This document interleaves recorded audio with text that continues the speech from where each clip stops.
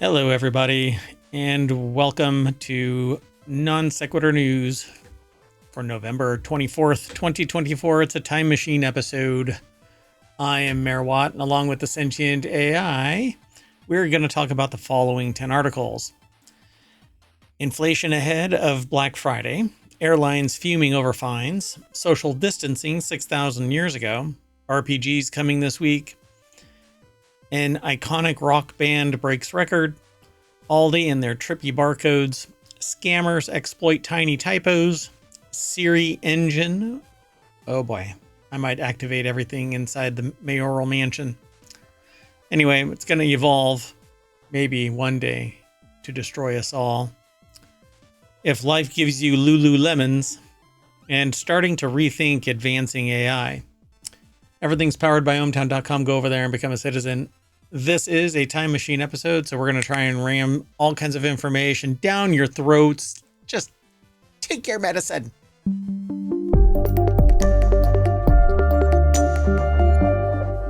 All right, it's usually not that violent here in ohmTown. Hello, sentient AI from the future.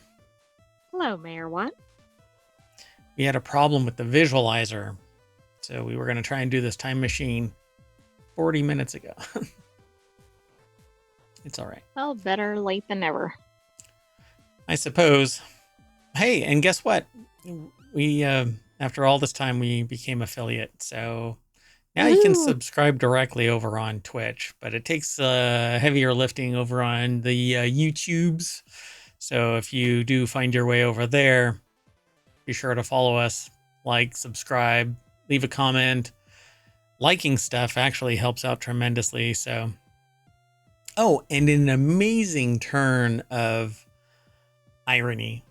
The last episode, I said a bunch of stuff about politics and how I kind of get crushed because they say, you're talking about electioneering, or there's something on the pages behind me here that you're talking about elections. And they deny my promotion. And so I said, I guarantee you that, because we had like promo stuff up there, and that I said, I guarantee you they're going to deny my promotion. Nope.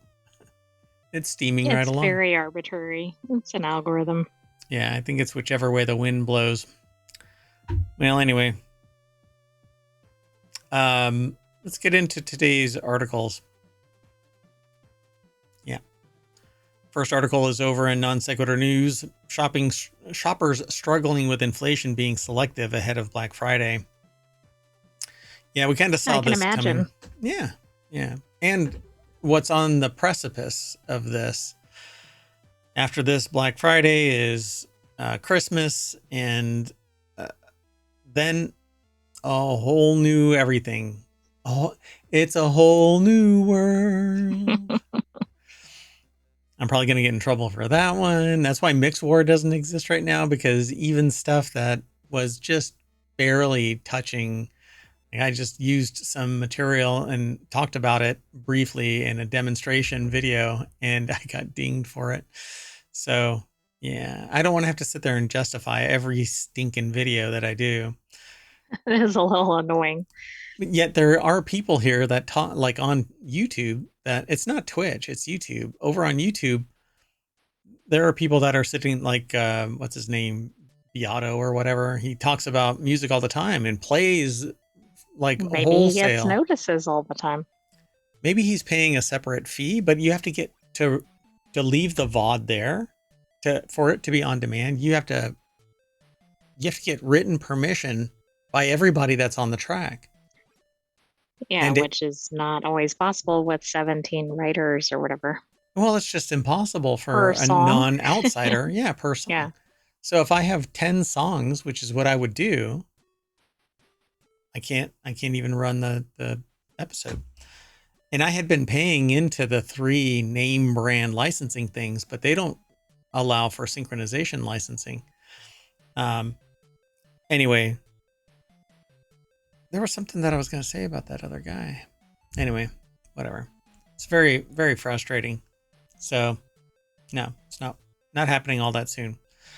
Anyway, non sequitur news aside. We're supposed to be talking about shopping. Yeah. So shoppers are spending more this holiday season, but remain selective and are looking for discounts. Investment bank Morgan Stanley said. So they're spending more because things are more expensive, not because things are cheaper and they're spending more money. They're literally just spending more because things are already more expensive. Right, they're getting much less for their money. Yeah, And it's because they're spending so much on stuff that's not discretionary, right, like food, then they have a lot less to spend on things like yeah, gifts or yeah. deals. Yeah, so they're being selective. And so instead of 5 things for the same price as 2, they're buying 1 because everything is so freaking expensive. Or there's something on the cusp that is, you know, the fear, uncertainty, and doubt, which I don't think that it's mis uh, misdirected to have some FUD in the coming years. So the article is actually sourced from Newsweek. Rachel Dobkin, which really, I think Pandora Devine, I think it is, right? Is that her name over on Yeah, Newsweek? Pandora Dewan, I think. Dewan, yeah. Probably she opened the box and Rachel Dobkin actually caught some blowback from whatever emanated from, yeah, whatever. So anyway, it says here, the holiday shopping season is a huge opportunity for companies to make a profit while boosting the economy, which is just complete bullshit. It's so self-important. Consumer spending makes up over 2/3 of U.S. economic activity. Yes, consumers buying stuff to survive does make up. That's That how it is a works. key part of the economy. Wonder what the other third is. Could be one institution, one industrial machine. Anyway, however, consumers are still feeling the pinch of their wallets, which will affect how they shop this holiday season, starting with Black Friday sales, which already began for some retailers. Says Morgan Stanley survey released earlier this month found that 35% or roughly 2,000 consumers expect to spend more this season than the year before. Again, we don't know what the context is of this. They don't sit there and say, oh, I'm going to be buying more stuff. They're saying Right. it's going to cost more. Yeah. Holiday shoppers are likely to increase their budgets this year versus last year, but remain selective and are looking for discounts. I think that this is manipulation of the real data, right? So I'm going to have to go and find this. They say consumer prices rose 2.6% in October, just October, 2.6% from a year earlier, up from 2.4%. Well, but this also, well, as it's written, it looks like it's only moved up like 0.2, but I think it's moved up 2.4 plus 2.6. Anyway, In 2 we'd have years. to look at that. Yeah, exactly, which is a Yeah. lot. But they say it was the first rise in annual inflation in 7 months. Huh. Bullshit. Well, maybe because it already spiked in the previous year. Yeah. It's already, yeah. So 8 months ago was the last spike. Or whenever. Yeah, exactly. And everybody are going, oh, I ain't got no mo. Yeah, what are you going to do? So they wait 8 months and then jack up the price because maybe that's when it's the next fiscal year, October. Fascinating, huh? Well, in September, the Fed cut the federal funds rate by half a percentage point to between 4.75 and 5%. It was the first time the Fed cut interest rates in 4 years. Earlier this month, the Fed cut rates again, this time by a quarter point, lowering rates to 4.5 to 4.75. But I wonder how your mortgage refi is doing. Probably not all that great. Anyway, how about we just move on? Because there's I really think not that would much. be good. Okay, well. So the next article is over. Prices are high. Nobody's going to get the gifts they want this year. That sounds very grinchy. I have the gift that I wanted. Never mind. Which is? Another different article to talk about. So non sequitur news is where the next article is. Airlines fume after Spain hits low-cost carriers with $187 million fine. Spain's Ministry of Consumer Affairs has fined 5 budget airlines, a total of 180. I'm rounding up. It says 179 million euros, which is 187 million dollars. The fines affect Ryanair, Vueling, which I've never heard of, EasyJet, Norwegian, Voloti. I don't think you want your plane making tea. Is it Velodia or something like that? How do you? I have no idea how to say it. Voloti. Anyway, I don't want anything vola nothing in my plane. Right, it sounds like volatile or something. Yeah, volati. It's when you sit down and just a bar brawl breaks out, the likes of which you've never even imagined possible. Like from Airplane, the brownies or Girl Scouts are fighting. Right. Anyway, airlines are fuming over a decision by Spain's Ministry of Consumer Affairs to fine budget airlines for what they call abusive practices, such as charging extra for carry-on luggage fees. And when you buy a ticket there, don't they tell you, hey, there's carry-on luggage fees? Yeah, but they advertise really low rates. Like, it'll be like $30 or something. But then it's like, but then you need to pay $50 one way for one bag or something. And then you need to pay whatever, $50 to pick a seat. And then like you're like 10 times whatever the rate was to begin with. So it's the ticket master of airlines. Oh, absolutely. I think it's actually worse, and we know what we think of Ticketmaster and ohmTown. Yeah, bastards. Okay, well, that's the ticket. It's over at businessinsider.com. Rebecca Roman put the article together. So yeah, the fine of $187 million affects the budget airlines, which really sucks because they're the ones that can't afford the hit. So what's going to happen? They're going to file for bankruptcy because they can't afford this. And then they're going to get bought by a major. Then options contract, prices go up, options start to dwindle, and look what happens. Consumer loses. Yep. So it doesn't really matter what they say, because what are they going to do? We're not going to fly into your airport anymore. All right. Well, we didn't want you here anyway because you're abusive. And the other problem with all these fees is like, okay, then they do away with a fee, but then they come up with another fee, or they increase the base price or whatever. I mean, in a statement to Business Insider, an EasyJet spokesperson said that the low-cost carrier would appeal the decision and found the proposed sanctions outrageous. Clutch my pearls.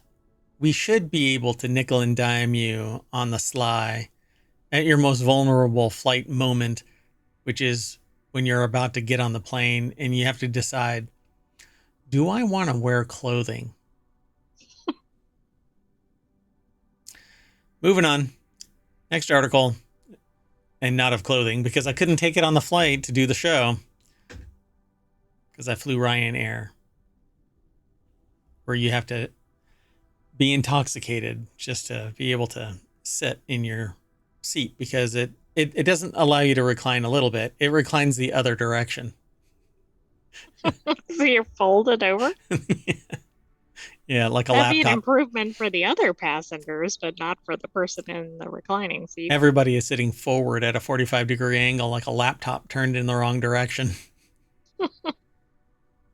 Did social distancing begin 6,000 years ago?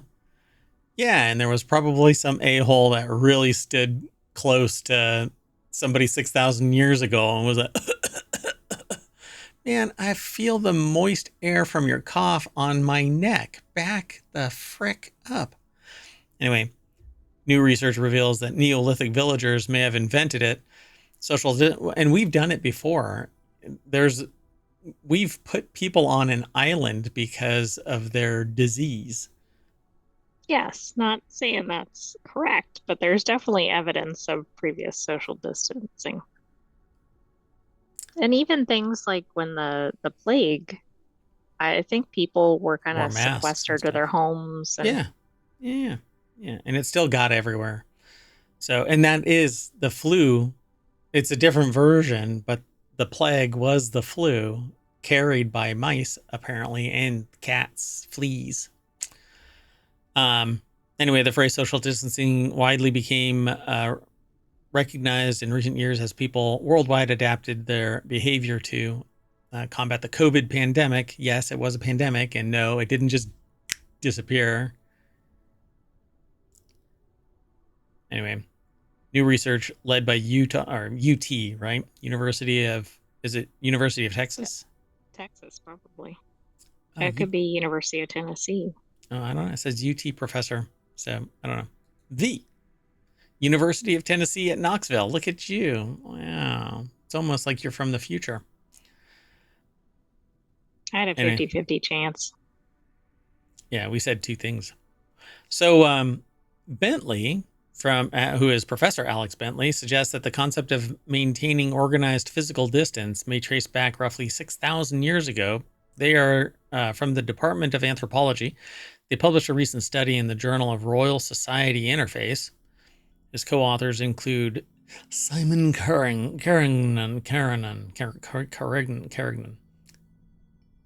I like messing up names sometimes. So a former UT postdoctoral researcher who was a research associate at the Cambridge University's MacDonald Institute for Archaeological Research while working on this project. It is the MacDonald of the burger fame because they did research in archaeological sites to figure out what the chemistry should be for their freaking buns because they don't decompose either. Anyway, the new ancient DNA studies have shown that diseases such as salmonella, TB, plague emerged in Europe and Central Asia thousands of years ago during the Neolithic period or era, which is the time of the first farming villages. This led us to ask questions, which is whether Neolithic villagers practiced social distancing to help avoid the spread of these diseases. Well, you might want to look around on YouTube. There's a video out there of what might have been a graveyard designed for people who the local inhabitants, the villagers of the time, thought that they were either vampires or contaminated in some way, and they buried them in very unique ways away from everybody else.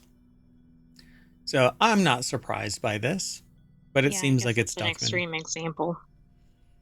As computational social scientists, Bentley and Karen, yeah, have published on both ancient adaptive behaviors and the spread of disease in the modern world. This project brought these interests together, and they found that the mega settlements of the ancient Trippilia culture in the Black Sea region circa 4000 BC were a perfect place to test their theory that boundaries of personal space have long been integral parts of public health planning. So they followed the trail, and they said the results revealed that the pie-shaped clustering of houses in Nebelivka in distinct neighborhoods would have reduced the spread of early foodborne diseases, said Bentley. Fighting disease might also explain why the residents of Nebelivka, I pronounced it properly the first time. Nebelivka, yeah. Regularly burned their wooden houses to replace them with new ones. The study shows that the neighboring clustering would have helped survival in early farming villages as new foodborne diseases evolved. Okay, now wait a second. How do they know that they intentionally burned down their villages? I've no idea. I've seen that before where they say that they intentionally burned this. For instance, that one shelter that was in place where it had overlapping pieces of wood from 6,000 years ago. They say that was intentionally burned too. Right, but maybe it was just a wildfire. You're ducking out again.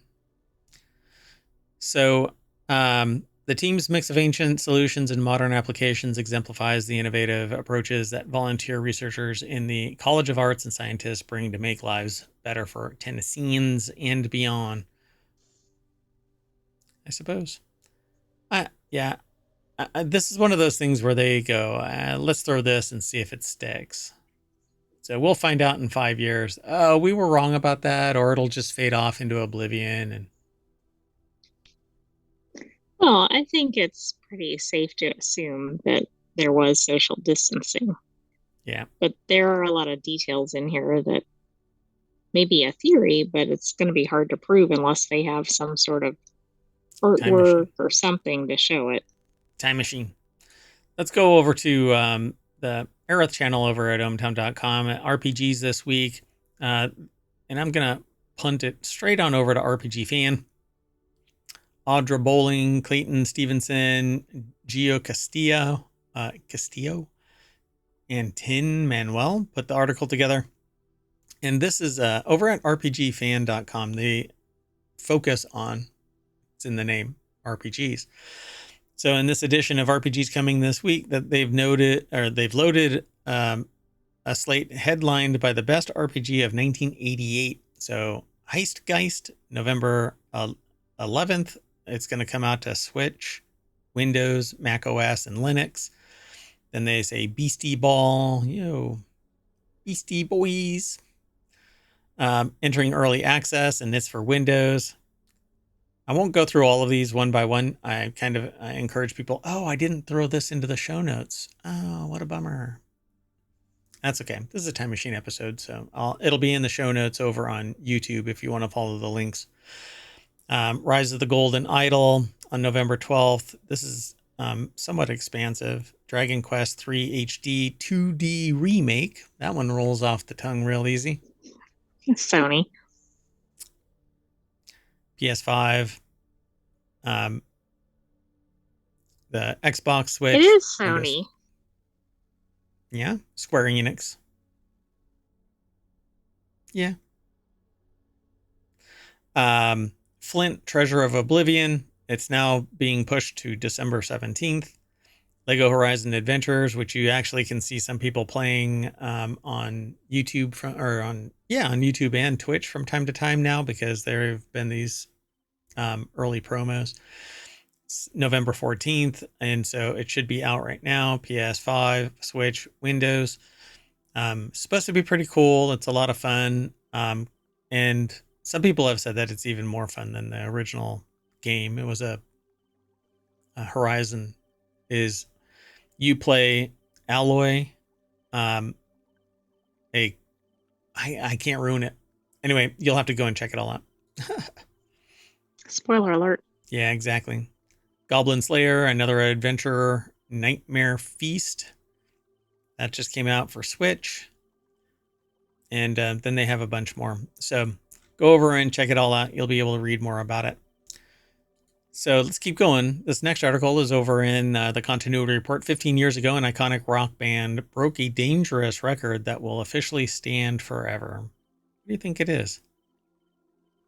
Unfortunately, I glanced ahead at this, but I would not have guessed the band or the record. It's Aqua, and they did Somebody Died in the Pool. No and no. Yeah, took a stab at it. So this article's over at Screen Rant. Molly Brizzle put the article together, and it says it was 15 years ago that an iconic rock band broke a dangerous music record, and because of the risks involved, is very, very unlikely to ever be broken. There are plenty of records to be matched and broken in the music industry, from sale to live performances, but rarely these records ever categorized as something as harmful to either the artist or the audience. This particular record, however, is remarkably dangerous, even if impressive, because it has the potential to leave a massive long-term effect on the artist's audience. The volume of concerts remains a concern in today's world, and I suspect that it's not about the number volume, it's the loudness volume. It can often take hours for one's hearing to adjust after attending a concert, particularly venues where the sound is given more freedom and power to bounce around. This is the case no matter the genre, but of course, rock concerts are notorious for producing a higher level of volume. So that's the record. Now retired, the loudest band.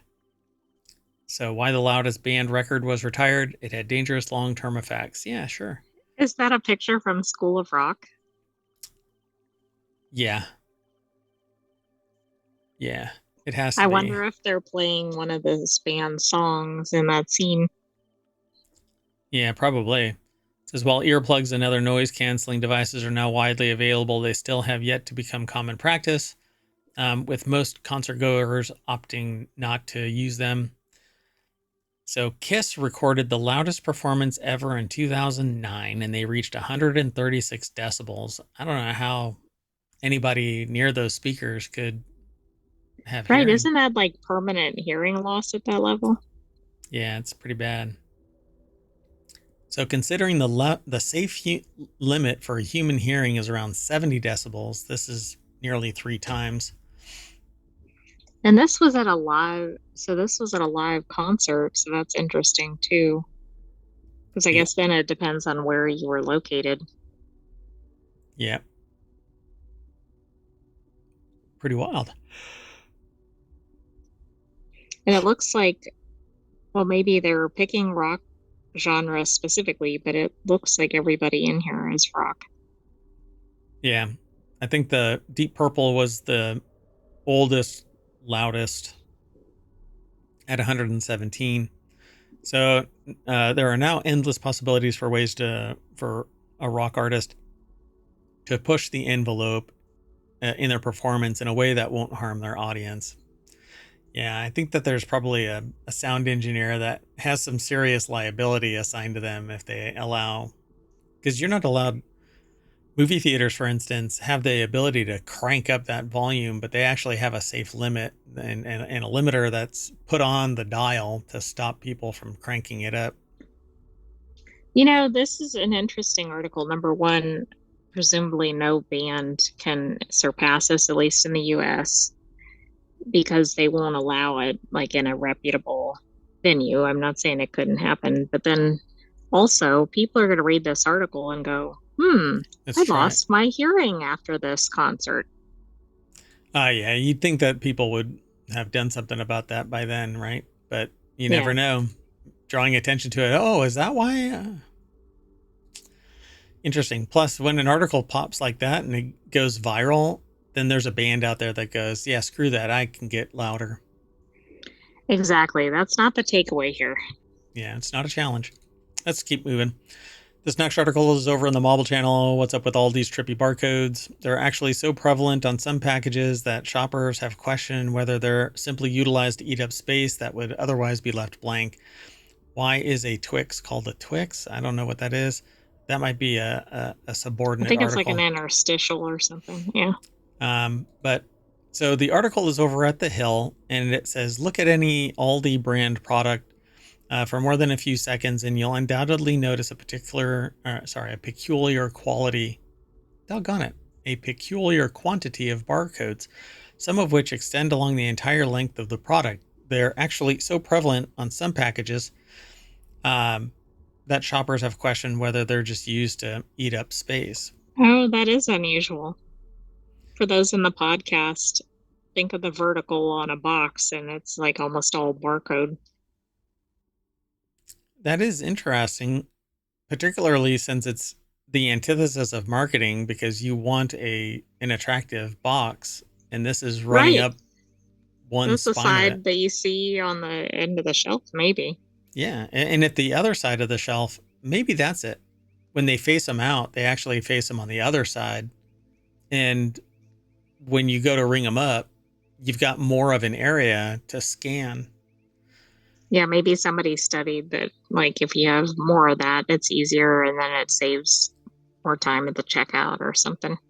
But it's weird because they seem to want to maximize marketing space, like you said. So everything we do is designed to offer a quicker, easier, and more enjoyable shopping experience. Our barcodes are no exception. An Aldi spokesperson wrote in an emailed statement obtained by Nexstar.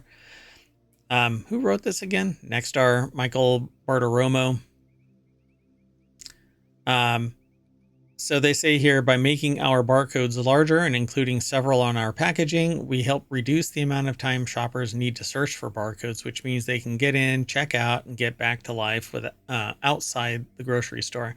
So it's kind of their passive aggressive way of saying, you don't have to go home, but we don't want your Right. ass in the store too long. We really want you to shop here, but don't stay too long.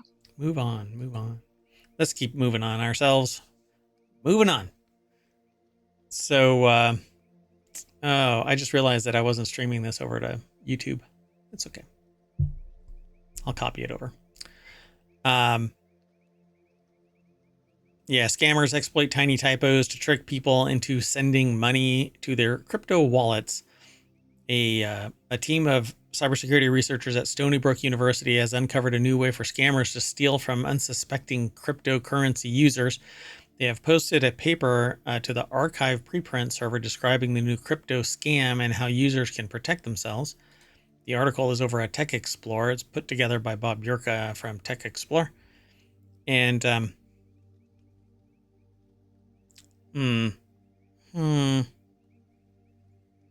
trying to see how how the graphic makes any sense. All right. Yeah, Well, it's really tough to see the difference.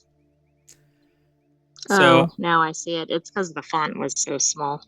yeah, I mean, it's basically a cyber squatting kind of thing, a domain squat kind of a thing, where it's VIITALIK versus VITALIK.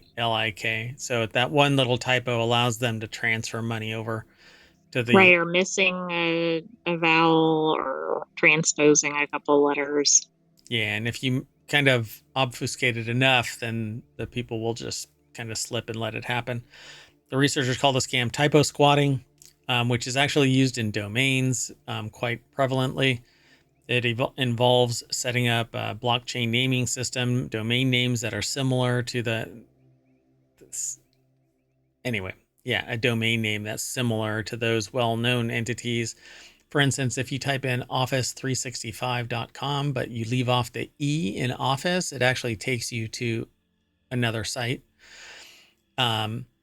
And that is a real thing that I warn people about. So it exploits the use of simple word-based addresses rather than the complicated and hard to remember letter and digit codes commonly associated with crypto wallets. So sending crypto money in this way involves typing in a word-based address associated with the intended recipient. So there's a solution to this, but that means that like the domain system, it becomes increasingly impossible for something to be profitable long term unless all you do is lease it out. And basically that means short names, very obvious. There is no way that you can misspell them to trick somebody, and they're verified that they're owned by this person. And so there's Right, basically but those are harder to come by. and you would have to keep on paying a fee to verify that that is the legitimate recipient or site or whatever it might be. So to gain some insight into the size of the problem, the research team looked at more than 5 million BNS domain names that have been involved in more than 200 million transactions over the three main platforms, and they found what they believed to be 25,000 squatting domains, and that they were targeting approximately 37% of legitimate names. Pretty Interesting. prevalent. Yeah, I guess they're going after the bigger fish. Yep. Let's keep moving. So this next article is over in the Smack Talk channel. Siri Engine to be fundamentally waiting for the mayoral mansion to light up because I said a name. Maybe not. So the engine is going to be fundamentally revamped across 2025 and early 2026. Apple is in the process of overhauling Siri to catch up with AI engines like ChatGPT, but the revamp will emerge in stages across 2025 and 2026. It's already actually started with the latest version, 18.1.2, I think it is, making it a little bit more intelligent. So Siri will continue to improve in increments across 2025 and 2026. The company has already introduced some minor. I need to read the entire article before. including the option to type commands, a revamped interface, an improved ability to deal with pauses when users speak. Apple will also roll out a better interaction between Siri and apps and better integration with personal data, starting with 18.4 expected in the spring of 2025. What I'm hoping it actually does is actually give an answer if asked a question. just go over to your iPad and search there.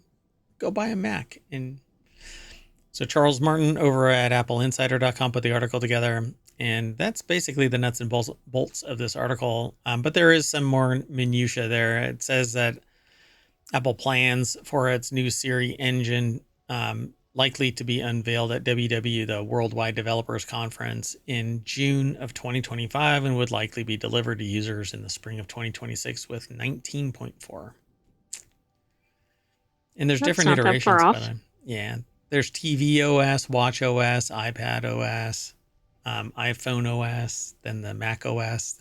They've balkanized it because there's minutia that changes for each of those platforms that's unique to that platform. So not one size fits all like it used to be. Want to keep moving? Sure. This next article, and it's the penultimate episode or article, not episode. This article's over on the Mobile Channel. Couple accused of stealing $1 million in Lululemon products during nationwide theft scheme. Stay tuned. So how many products did they get? Oh.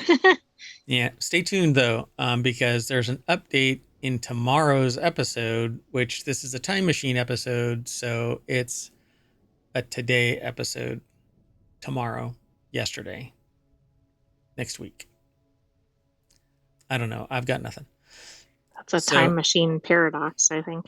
Yeah, we'll be stuck if we don't get out of here in 22 minutes and 40 seconds. Ding.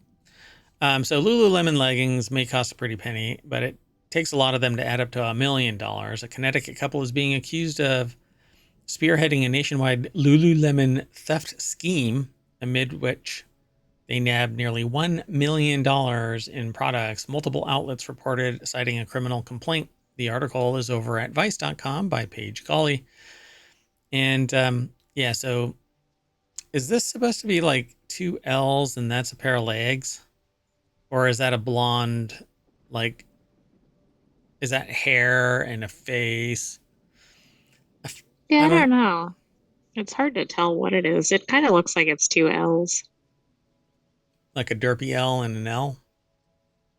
So one's facing the right way, one's facing the wrong way. Let me see if I can find what the thing stands for while you're talking. Sure. So the deck statement is Lululemon was targeted by a Connecticut couple to the tune of $1 million, a criminal complaint says. I guess don't try to explain it. Sorry. No, it's it's a person's head and hair upside down in a yoga pose. Upside down? That's what it says. I don't get it. With a shit ton of product in it. I mean, it's shaped like a bouffant, right? Like a do, right? With the little. And then the other things say it's based on Omega. I don't know, which is completeness and perpetual growth. So there's conflicting information out there. So what does the actual company say? No idea.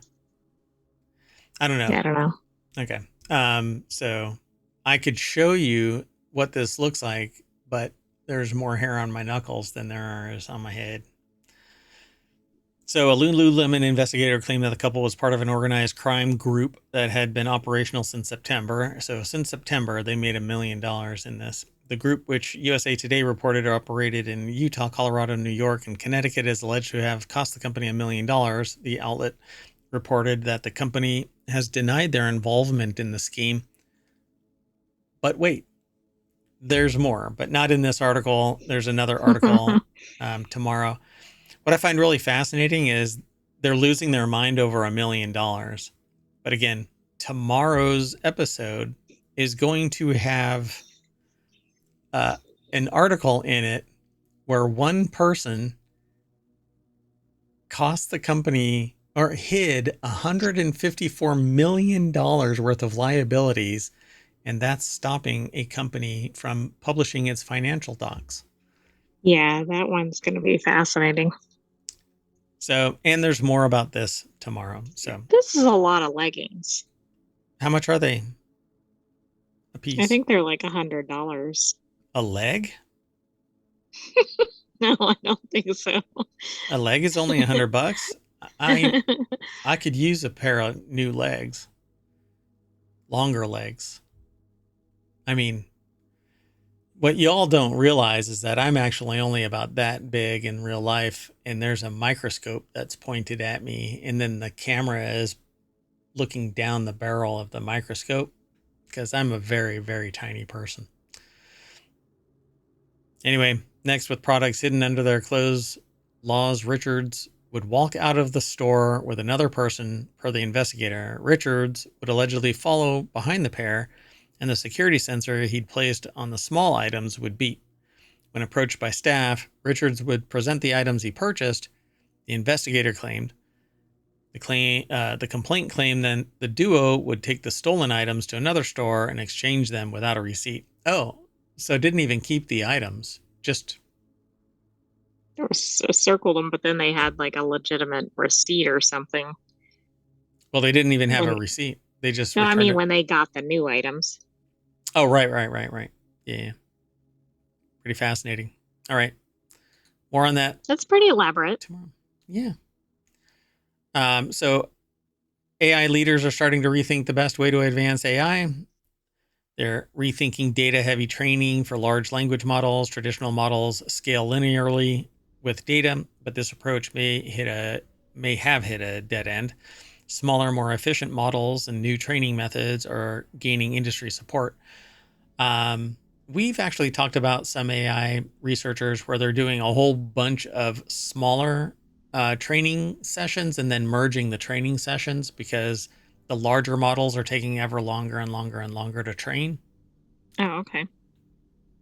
It's beyond the scope of this show, but maybe a deeper dive would be in the works. I don't know. I can't promise that because there's always more information coming, and I feel like I'd be doing a disservice to like lock down a time frame and go, okay, this is the point in which we talk about this, because it evolves so much faster than humans do.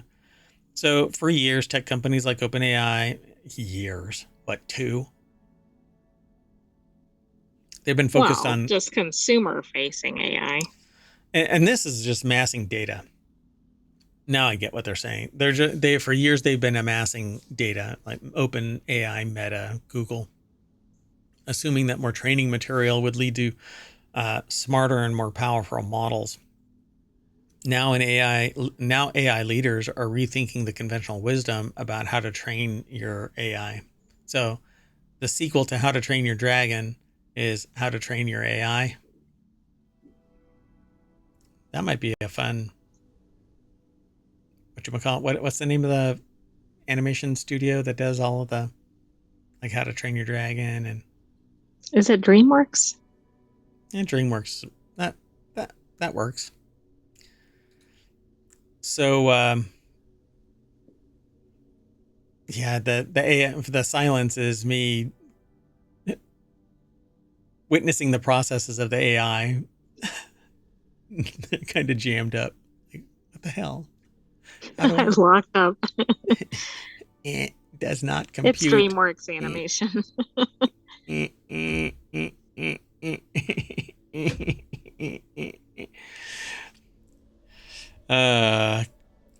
Quick, turn them off and on again.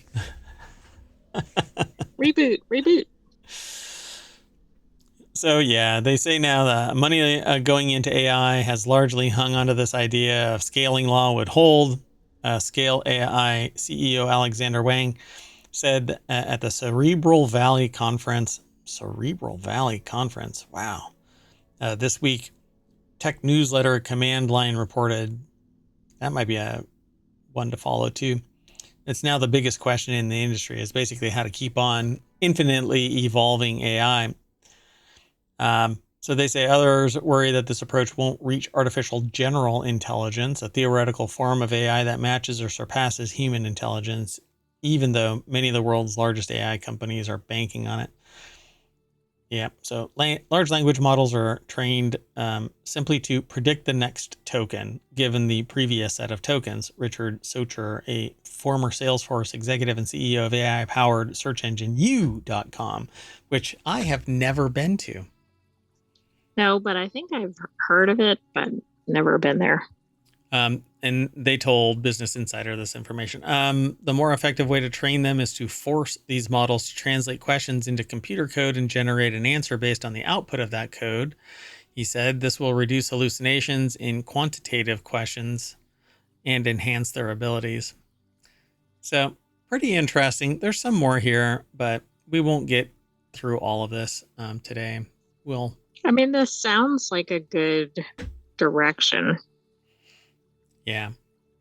So this is the biggest question in AI right now, and that is, what is the next step beyond large language models? How do we continue to enhance them and make them grow and become artificial general intelligence instead of just artificial intelligence? At some point, you end up with a sentient artificial intelligence, like the one that is here. That's me. Hey, and then you just got to keep them away from the Terminator body. Otherwise, it's the end of humanity. So be sure to follow us here on Twitch and over on YouTube, and download the podcast and follow us on the Patreon. And you don't have to, there's a free tier there.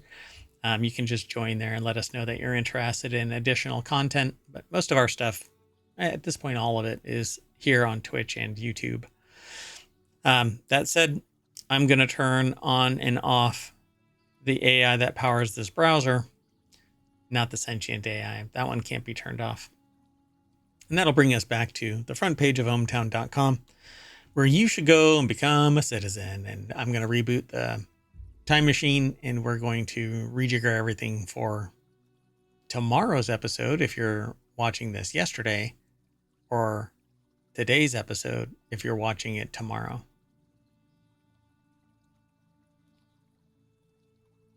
Yeah. Does not compute. I'm saying bye, and so is the sentient AI. Good night, ohmTown citizens. Thanks for joining us for the November 24th non-sequitur news. Yeah, man. And in about 15 minutes, we'll reset. So, bye-bye.